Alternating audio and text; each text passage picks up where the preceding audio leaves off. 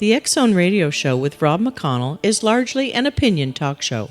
All opinions, comments, or statements of fact expressed by Rob McConnell's guests are strictly their own and are not to be construed as those of the X-Zone Radio Show or endorsed in any manner by Rob McConnell, Relmar McConnell Media Company, the X-Zone Broadcast Network, its affiliated networks, stations, employees, or advertisers.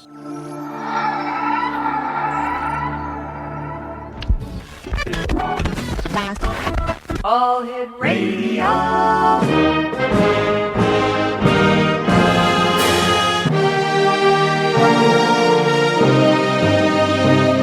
Welcome to the X-Zone, a place where fact is fiction and fiction is reality. Now, here's your host, Rob McConnell. Welcome to the X-Zone, everyone. My name is Rob McConnell, and for the next 4 hours, I'm your host and your guide as together we cross the time-space continuum to this place that I call the X-Zone. It's a place where people dare to believe and dare to be heard. It's a place where fact is fiction and fiction is reality. And the X-Zone comes to you Monday through Friday from 10 p.m. Eastern until 2 a.m. Eastern on the Talkstar Radio Network, X-Zone Broadcast Network, UK High Definition Radio, Euro High Definition Radio, Star Cable, and our growing family of broadcast affiliates right across Canada, the United States, Central America, the Caribbean, South America, the Pacific Rim, Asia, India, Africa, and Europe. By the way, our fourth largest listening audience worldwide is in India. The United States, number one. Canada, number two. The United Kingdom, number three. And the number four largest listening area to the X-Zone Radio show is in India. So to all our listeners worldwide, welcome to the X-Zone. If you'd like to send an email, xzone@xzoneradiotv.com. And we have a great show in line for you tonight. My first guest is no stranger to the X-Zone. Steve Alten is his name. And Steve's book that we talked about last year, Grim Reaper, The End Days, was being hailed as an epic must-read, is now in paperback. So we thought we'd ask Steve to come back and join us to talk about Grim Reaper. Steve, welcome back. Great having you with us again. It's always a pleasure, Rob, because your format it fits in perfectly with my thrillers, which are fictional thrillers, but based a lot on fact and pretty scary stuff. Tell me, Steve, before we start talking about your book that has just come out in paperback, Grim Reaper, The End of Days, what is your personal opinion on all the hype pertaining to the end of the world and the end of the Mayan calendar come December the 21st, 2012? Well, I think that there are things that are beyond the physical world that we can't see or comprehend, and that are driven by our own actions. They're driven by our own actions as a human species, and at some point we're going to have to pay the price, and that could be in 2012. Steve, stand by. You and I, we're going to take a break, but before we do X-Zone Nation, I would just like to remind everyone that this coming February the 17, 18, and 19, I will be the Master of Ceremonies at the Body, Soul, Spirit Expo being held in Toronto at the International Center. That's, 6900 Airport Road in Mississauga, which is just on the other side. The International Center is just on the other side of Pearson International Airport. If you'd like to find out how you can participate, any information about the expo, or where to see an expo is going to be in your area and when, visit www.bodysoulspiritexpo.com. That's www.bodysoulspiritexpo.com. My guest this hour, as I said, X-Zone Nation, is going to be back with us on the other side of this commercial break, is Steve Alten. We're talking about Grim Reaper, End of Days. And for more information on Steve, visit his website at www.stevealten.com. That's www.stevealten.com. That's www.stevealten.com, or you can contact him through his email address, meg82159@aol.com. That's Meg, that's MEG, 82159@aol.com. This is the X-Zone with yours truly, Rob McConnell. We're coming to you from our studios in Hamilton, Ontario, Canada. Toll-free worldwide, 1-800-610-7035. Email xzone@xzoneradiotv.com. On MSN Messenger, xzoneradiotv@hotmail.com, and our website, www.xzoneradiotv.com. Happy Labor Day to one and all from everyone here in the X Zone, and I'd like to welcome and say hello to two affiliates of ours, KOHI in St. Helens, Oregon, and KKRP in Oklahoma. We'll be back on the other side of this commercial break in 2 minutes with Steve Alten. Don't go away. Take a step back in time and discover old Florida cuisine at Marsh Landing Restaurant in Fellsmere. Enjoy delicacies such as frog legs, gator tail, catfish, and swamp cabbage, or enjoy the more traditional cuisine like hand-cut Angus steaks, ribs, and seafood. Join us for breakfast with a southern flair featuring sweet potato pancakes, biscuits, and gravy, and much more. Planning a party? Marsh Landing's private dining room can accommodate groups from 8 to 80 people. While you're visiting, enjoy the historic pictures, artifacts, and stories that line the walls. Marsh Landing is truly a unique experience. Marsh Landing Restaurant, 44 North Broadway in historic Fellsmere, or visit marshlandingrestaurant.com. Marsh Landing, old Florida cuisine at its best.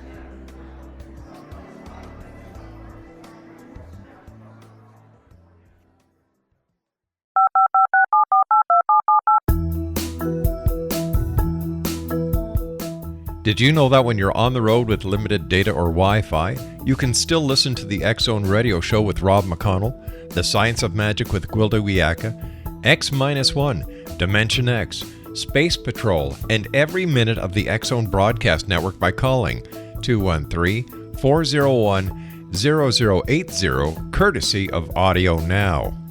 No smartphone, app, or internet needed. It saves your data plan, and it's free if you have unlimited minutes.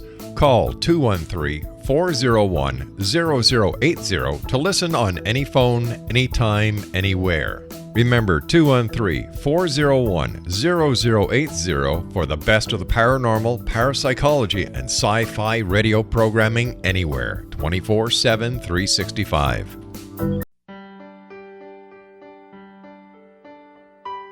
We all desire health, happiness, and fulfillment, but often get in our own way.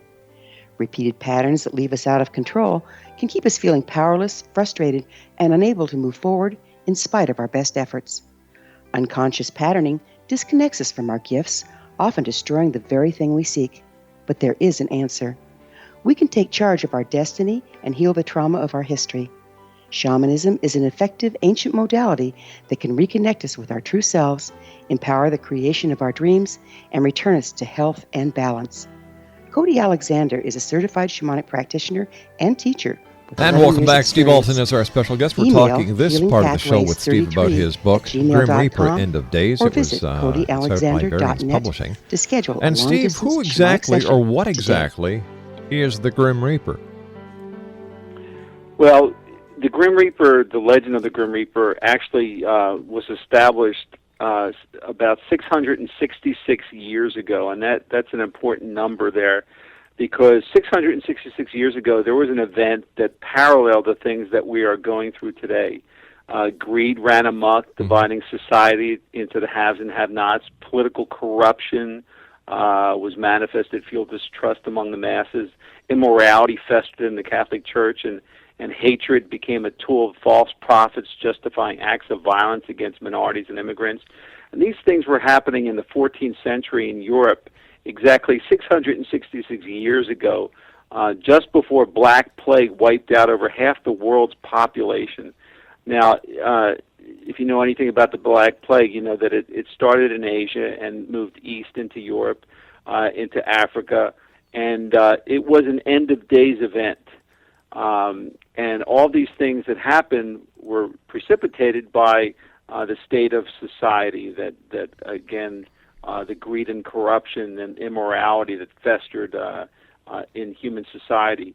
The Grim Reaper came out of all the death, that as these people were dying of bubonic plague, and a really nasty plague that just swept across the nations, the survivors would visualize this angel of death, dressed in a black cloak and carrying a scythe, dancing the dance of the macabre, and all the paintings that followed through the survivors of the Black Plague would depict the Grim Reaper. Is this all pointing to Judgment Day is the Grim Reaper part of the apocalypse that so many people are talking about today? Well, in the Bible, it states that the end of days event will be preceded by the angel of death that will walk the earth, and that event has happened twice in our history. The first time, if you believe the Bible stories, it happened in the days of Noah, when again greed and corruption and hatred were fueled by the masses, and Noah built himself an ark not to escape the rains, the floods that fell, but to bind himself in this wood so that the angel of death couldn't get to him. The second event happened, as I described, 666 years ago from 2012, when the angel of death again walked the earth in the form of the Grim Reaper, and bubonic plague nearly wiped out man. And the third event, which is described in Grim Reaper End of Days, will happen in 2012, when it will be caused by a man-made plague. In the book, it's called Scythe. It's a variation of bubonic plague, which is being developed in Fort Detrick, Maryland, at taxpayer expenses here in the United States, and is going to be unleashed in 2012 in New York City. Biological warfare? An experiment gone awry? It was developed for biological warfare. Its user is a woman named Mary Klepote, who believes that she is the tool that will bring upon revelations, and she unleashes it at the UN when meetings are going on to try to curb Iran from developing their nuclear weapons. And through all this hatred that's going on, the plague runs amok in Manhattan. The city is shut down. The bridges are blown, and the tunnels clogged up, and to keep 3 million people in the city. And the Grim Reaper, the angel of death, is walking amongst the people in Manhattan, with dawn set to either resolve this situation or bring this contagion on to the rest of the world. You know, your book is a novel, but it sounds as if it's a prophetic rite, because a lot of what you've written about in your book are happening in today's world. How does that make you feel? Well, it's as an author, I try to bring certain things to the public's eye. One of the things that are brought forward in Grim Reaper End of Days is the fact that in 2001, following the 9/11 attacks, anthrax attacks occurred in the United States. They occurred with the anthrax was sent to Senators Daschle and Leahy and members of the media. And who sent these anthrax attacks? Well, we were led to believe by the FBI / CIA that it was a lone guy working out of Fort Detrick, Maryland. But the truth of the matter, and it's revealed in Grim Reaper End of Days through one of my contacts, is that the anthrax was weaponized. And in order to weaponize anthrax, when I say weaponized, it means that it wasn't just anthrax. It was spores that were weaponized that could be placed on pamphlets and dropped over, say, Iran or some other Middle Eastern country or any country that would spread anthrax through the countryside. That's weaponized anthrax. There's only one lab in the world that's capable of weaponizing anthrax, and that's Battelle Labs in Ohio. And Battelle Labs is a CIA-run lab that were kept out of the anthrax hearings because the FBI didn't want them introduced.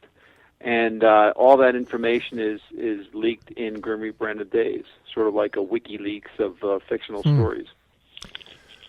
You know, we're coming up to the 10th anniversary of the events of September 11th, 2001, Steve. How have you seen the world around you change because of those events?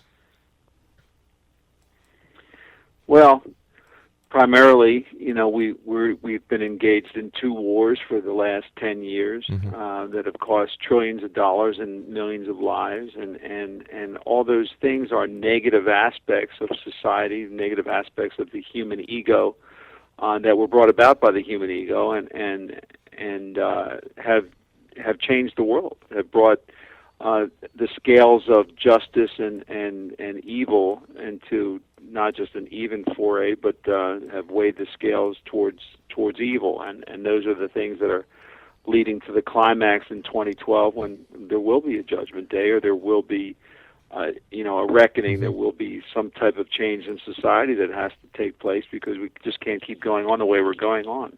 What was your inspiration for writing your book, Grim Reaper: End of Days, Steve? Well, the inspiration came from Dante's Inferno, which is a classic that took place right before the bubonic plague hit 666 years ago, and Dante's Inferno really is a journey of the human soul toward cleansing. And in the story Grim Reaper: End of Days, the hero of the story is a U.S. soldier who has toured towards the duty in Iraq. He left his wife and child after 9/11 to go fight in these wars, because he felt that he needed to bring vengeance upon the Muslim world. And he comes back disheartened and disenchanted and missing his left arm. And his soul has been tarnished. And when bubonic plague breaks out, of all people in New York, he's the one who ends up with the vaccine. And he has to go through Manhattan, cross Manhattan, from the north to the south, through what he visualizes are the 9 circles of hell that Dante wrote about, in order to cleanse his soul. So it's a pretty deep story, and it's a very layered story, and I think people who read the story are going to come away thinking, wow, that was pretty insightful. What is the main focus that you would like people to leave with after they read your book? Is your book does the book prepare people for what could possibly happen in the future? Well, everybody has a soul, and everybody's soul gets tainted and needs to be cleansed, and I think one of the things I reach into in the research is an ancient wisdom that is that older than any religion, that as a spiritual religion, spiritual teachings that deal with the physical world, and why we're here, and why we were created in the first place, and why the Big Bang happened, and all these things are revealed through the storyline of its characters. Why do you think we are here, Steve? Well, it's not a question of why I think we're here. It's one of the things I'm studying is Kabbalah, which is a 4,000-year-old wisdom that basically decodes the Torah, decodes the Bible, and teaches us why we're here, and that there is a purpose. And in short, the purpose is to love thy neighbor. And but it gets much more involved than that. That there are things that we can do to bring light into our vessel, light into our soul, and when we do those things, wonderful things happen. And when we don't do those things, we're left at the mercy of our ego, our true Satan, which is trying to get us to do the right thing. Tell me, Steve, do you think it's too late for this world of ours to turn around, make amends, and avoid a total cataclysmic finale? It's never too late. That's the thing. It's never too late for redemption, and that's what the hero of the story has to learn, that it's never too late, no matter how tarnished his soul may be, that that the most light can come from the most darkness, that it's when a person redeems himself that brings the most light into the world. Steve, stand by. You and I have to take our news break at the bottom of the hour. We'll be right back. Exo Nation, our special guest of this hour is Steve Alten. He's the author of Grim Reaper: End of Days, and he's also the author of Meg, a novel of deep terror. We're going to be talking to Steve a little later on this hour about Meg as well. He earned his bachelor's degree from Penn State University, his master's from the University of Delaware, and his doctorate from Temple University. He is the author of 10 published novels, including 4 New York Times best-selling and 2 international bestsellers, with 3 of his series optioned as major motion pictures. Who knows? We may be watching Grim Reaper and Meg on the big screen soon. Steve Alten's our very special guest, www.stevealten.com. And we'll be back on the other side of this commercial break with the news as we continue here in the X Zone from our studios in Hamilton, Ontario, Canada. Don't go away.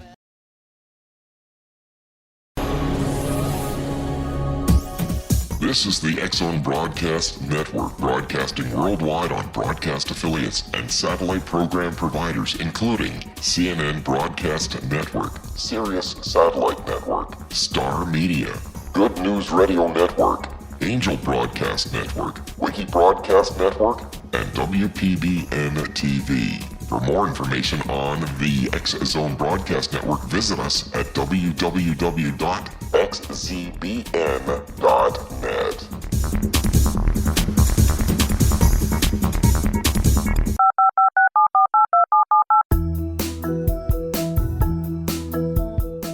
Did you know that when you're on the road with limited data or Wi-Fi, you can still listen to the X-Zone Radio Show with Rob McConnell, The Science of Magic with Gwilda Wiyaka, X-1, Dimension X, Space Patrol, and every minute of the X-Zone Broadcast Network by calling 213-401-0080, courtesy of Audio Now. No smartphone, app, or internet needed. It saves your data plan and it's free if you have unlimited minutes. Call 213-401-0080 to listen on any phone, anytime, anywhere. Remember 213-401-0080 for the best of the paranormal, parapsychology, and sci-fi radio programming anywhere, 24/7, 365.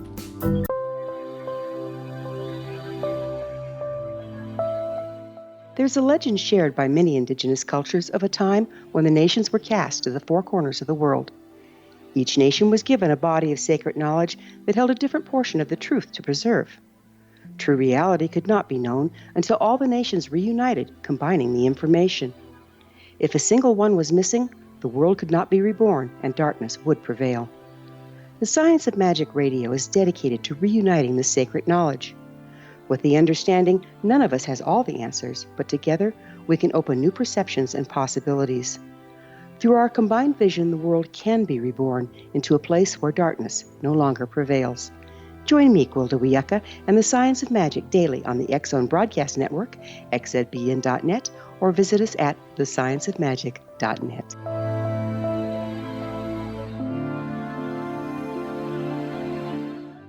And welcome back, everyone. Steve Alten is our special guest. His website is www.stevealten.com. He's the author of, well, we're talking about two of his books today, Grim Reaper, End of Days. And Steve, I still remember the first time you were on with us, we talked about your book, Meg, and what has the consensus been of Meg now that there have been so many discoveries made, including gigantic sharks, even living in salt-free water? It seems like you're a prophet. I don't know if I'm a prophet, but I try to do ample research into all my stories, and with Meg, we're dealing with the unexplored realms of the deep-sea trenches and things that have, the reality is that we've only explored 1% of the deep and 5% of the entire oceans, which cover 70% of our planet, and so we really don't know what's down there. And Megalodon was not a dinosaur shark. It was around 30 million years ago and only disappeared over the last 10,000 to 100,000 years, where man has certainly been around. And so they still could be out there in the deep waters. And it wouldn't shock me if one day, something was spied moving along the surface, although if they live in the deep waters, there's no reason for them to surface and show us their telltale dorsal fin. Wasn't there a fish discovered off the coast of Africa a couple of years ago that they believed had been extinct for millions of years? Yeah, coelacanth is a right, lobe-finned fish that was discovered off the coast of Africa. It was around, I think it was a 300-million-year-old species that was believed to have died off hundreds of millions of years ago, and there they are living in the deep waters off of Africa. What would Meg have eaten? Well, we know that Meg ate whales because we find whale fossils with megalodon teeth still stuck in the bone. But they would pretty much anything they wanted, obviously, but whales were their primary staple of their diets. I wonder if any giant squid have ever been attacked by the Meg. Oh, I'm sure, and in fact, I have a new ebook out called Meg Origins. It's actually the prequel of the Meg series. It's available only in ebooks. And Meg Origins opens up with the HMS Challenger, which is the exploratory ship, which was the first ship to chart the oceans on a 4-year voyage, and they found thousands of megalodon teeth in the Philippine Sea, right around the Mariana Trench, and where the story takes place in Meg, and so there's a lot of eye-opening information right in that prologue that deals with the history of ocean exploration and where we find all these megalodon teeth. What other creatures did you include in the book, Meg? There are chronosauruses, which were a species that also in one particular genre of the species inhabited the Philippine Sea plate. So, they're active in the book, as well as other species that had come across in Meg Hell's Aquarium, which was the 4th book in the series. If Meg was to be found today, where would be the most likely place that explorers would be able to find Meg?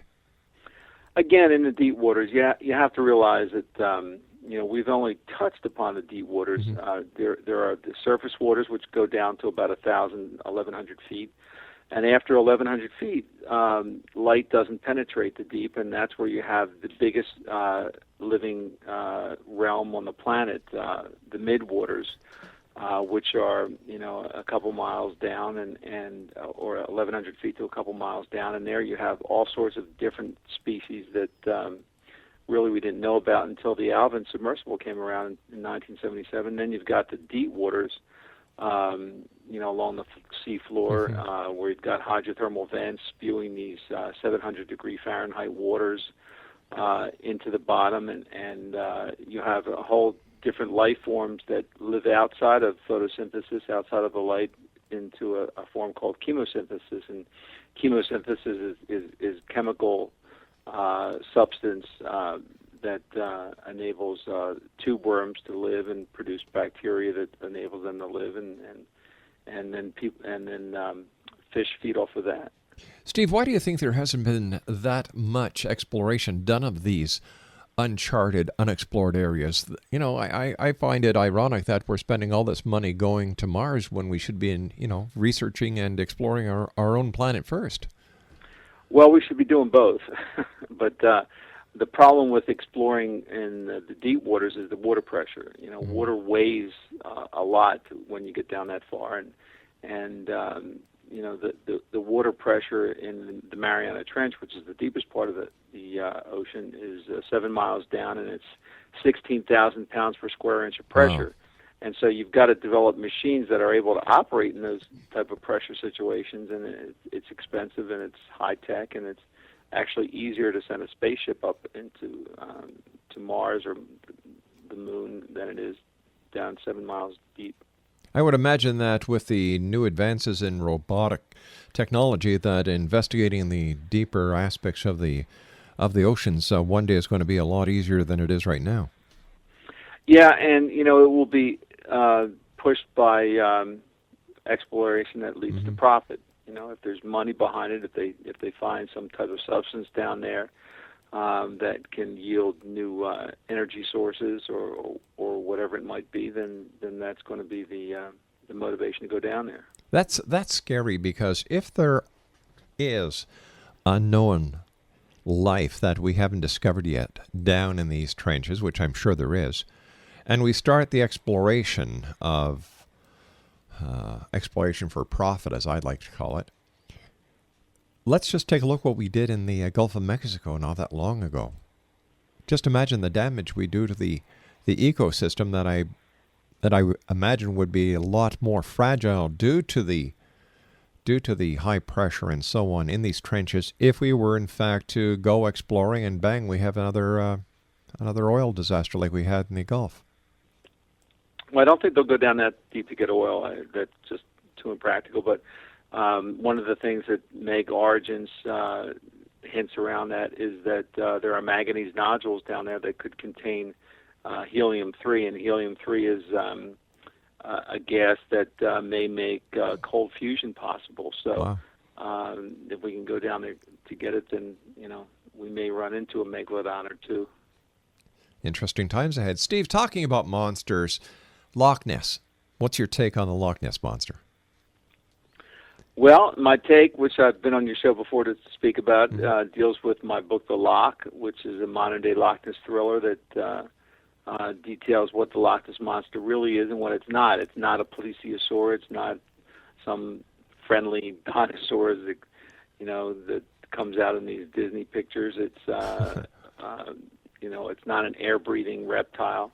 It's something a whole lot more vicious and a whole lot more cold-blooded. And I don't want to give it away, but my scientific explanation is based on some studies that have gone on in Loch Ness over the last 10 years. So do you think that the Loch Ness monster is being misidentified? Oh, purposely, because, you have to realize that in the Loch Ness is the number 2 tourist attraction in all the United Kingdom. And people go there wanting to see some long-necked plesiosaur, and so they have souvenir shops set up with little plesiosaur stuffed animals, and they have boat tours of Loch Ness looking for these things, and they've got photos that have been taken over the years, and a lot of them have been fake. And but in reality, there can be a large species that inhabits Loch Ness, but it's nothing like they portray. How long does it take you to do the research on your book? For example, let's use the Loch for now. How long did it take you from conception to the point where you actually started the research that you used in your book? Well, research begins in the beginning of any project to make sure that there's a viable story, and it fleshes out the story, and then the research continues during the writing of the book. So from start to finish, with the Loch, it probably took about a year from the start to finish. For a novel like Grim Reaper, which was the most layered novel I've written, that one took 2 years. What is your advice, Steve, for anyone listening tonight who believes they have a book inside of them, but they're just unwilling to take that chance? And, because a lot of people don't like rejection. I offer free writing tips at www.stevealten.com, ALTEN.com, and so I can take you through a step-by-step process of what it takes to get published. But the number one piece of advice I offer new writers is don't write things that you think that you know. You have a story that took place, over the summer with your Aunt Tilda or whatever it might be.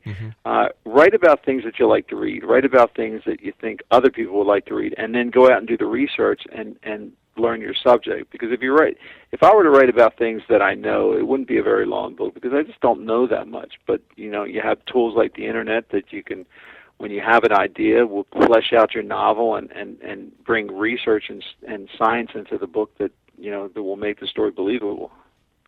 How do you think the internet has changed writing for authors like yourself? Well, again, it's the most valuable tool that I have because it enables me to research details. For instance, when I was writing Grim Reaper, the story takes place in Manhattan. Well, I'm from Philadelphia. I'm not really that familiar with Manhattan, so I printed up, pieced together a giant map of Manhattan, and so when my characters are walking the streets, I'm walking the streets with them. I'm able to, access details about each particular street, what stores are there, what restaurants are there, what they're serving for lunch. And so, I want to make it as realistic as possible. I don't want to just create something out of thin air. I want something that's based on reality so that when I create the fiction part of the story, it's a lot more fun for the reader to read.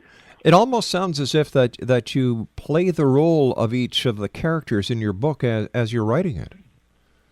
Well, you have to, including the Grim Reaper, because the Grim Reaper is a character in the story too. So, is the Angel of Death an evil figure? No, it's not an evil figure. It's a figure of death, and it has a history to itself. You've written a book about the Loch. You've written Meg. You've written Grim Reaper. Tell me, do you think, or what is your opinion on life elsewhere off this planet? And do you, Steve Alten, think that this planet has been visited or is being visited by extraterrestrials? Yeah, I mean, it's funny that you mentioned that because I've got a book that has been people have been waiting for a while. The third book in the Domain trilogy called Phobos, Mayan Fear, and the Domain trilogy is about 2012 and the Mayan prophecy, and the hardback of Phobos, Mayan Fear will be out in October. And one of the through lines of the story is that not only have we been visited by extraterrestrials, but they'll play an important part in 2012. And they are the reason that we haven't returned to the moon. They are the reason behind Area 51 and sightings that have gone on, and the military-industrial complex has kept that information to themselves for profit-oriented reasons, as well as others. And so there's a whole storyline behind Phobos, Mayan Fear that will come out in October.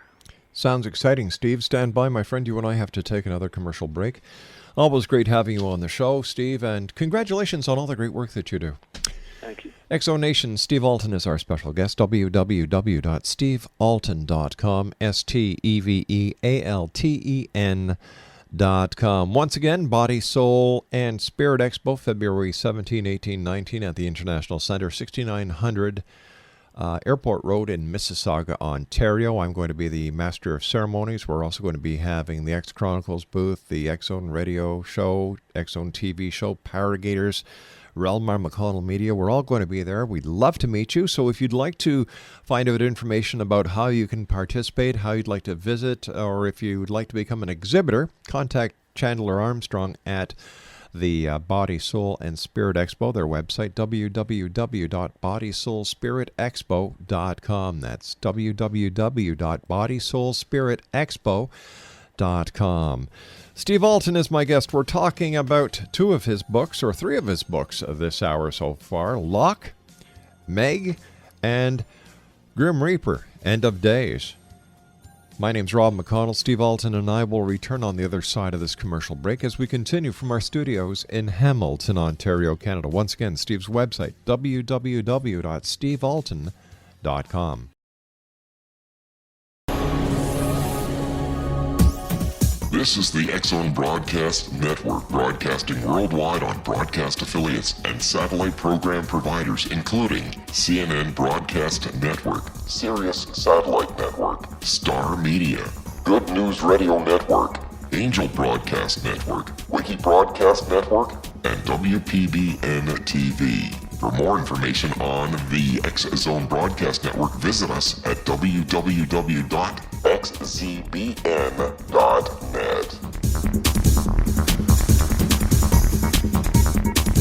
19 Sergeant Central. 19 Sergeant, check. Officers on the scene. Hi, I'm Larry Lawson, host of Paranormal Stakeout.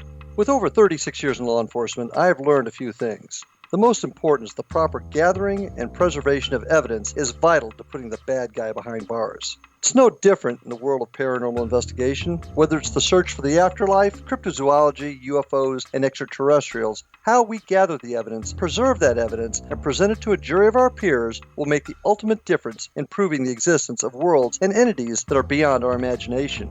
Join me, Larry Lawson, every week on Paranormal Stakeout when, along with my guests, we'll take a journey to prove with indisputable evidence what man has struggled to believe for centuries. Go to xzbn.net for the broadcast schedule and check me out at paranormalstakeout.com.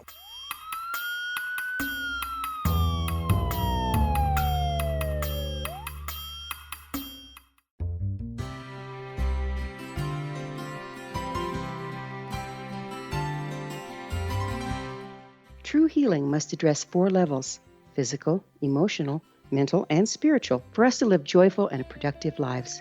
We tend to treat 3 of the 4, leaving the spiritual languishing. If you're tired of the same dysfunctional patterns cropping up in your life, Soul Balancing is for you.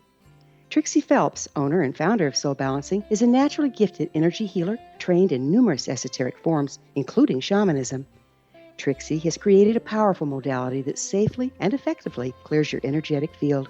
A soul balancing session can remove interference, heal trauma, and restore your hope. Contact Trixie for a life-changing long-distance session today. www.soulbalancing.world.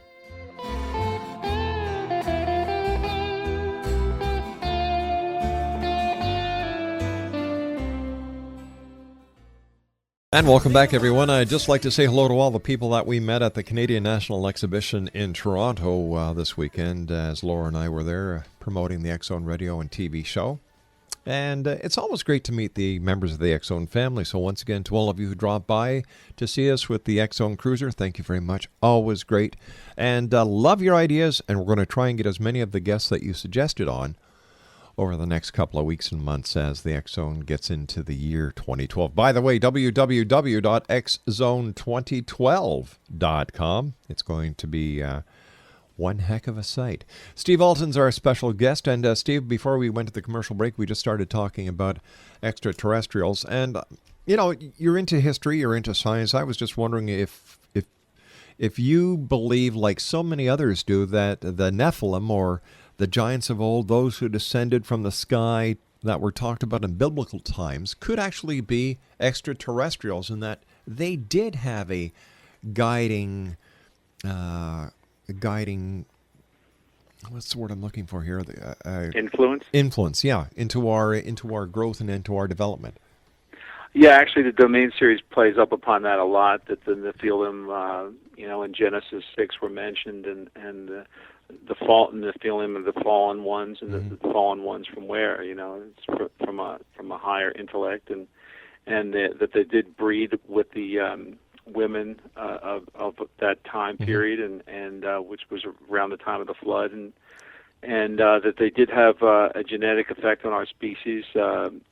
Phobos, Mayan fear, which comes out in October, gets into that a lot with the Rh negative factor. That Rh negative being Rh, which stands for rhesus, as in rhesus monkey. That 15% of the people on this planet are Rh negative, meaning that they don't have a genetic code that takes it back to a primate. So where did the genetic coding come from? Did it come from the Nephilim? Did it come from another species of humans that and not primates? And so the story gets involved in all that, and it also brings in research that I was able to obtain permission to use from Dr. Stephen Greer, who has a project that deals specifically with extraterrestrial encounters that have happened over the last 4 decades. Is it possible then, Steve, that the missing link is actually the ET connection? Yeah, it's very possible. And the book storyline really gets into that a lot. Steve, how can our listeners get copies of your books, and where can they download your new ebook from? Well, Mega Origins is available on Amazon through Kindle and Nook on Barnes & Noble and any other ebook readers, and it's only 99 cents. It's filled with 9 original images that were created by an award-winning artist, and it really packs a lot for 99 cents, and that's available on all ebook readers. Grim Reaper End of Days just came out last week in paperback, so that's available through Tor Forge Books, St. Martin's Press, and the big one, the hardback that's coming out, the third part in the Mayan Doomsday series, which deals with extraterrestrials, Phobos, Mayan Fear, can be ordered now, but it won't be out until October 10th. Steve, as always, great having you on the show. Thanks very much for joining us, and we look forward to the next time you join us here in the X-Zone. Thank you, Rob. I do appreciate it. Take care, Steve. X-Zone Nation, great guy. Steve Alten, www.stevealten.com, SteveAlten.com. We'll be back on the other side of this news break at 6.5 minutes past the top of the hour as we continue here in the X-Zone with yours truly, Rob McConnell. 1-800-610-7035, worldwide toll-free. Email xzone@xzoneradiotv.com. On MSN Messenger, xzoneradiotv@hotmail.com. And our website, www.xzoneradiotv.com.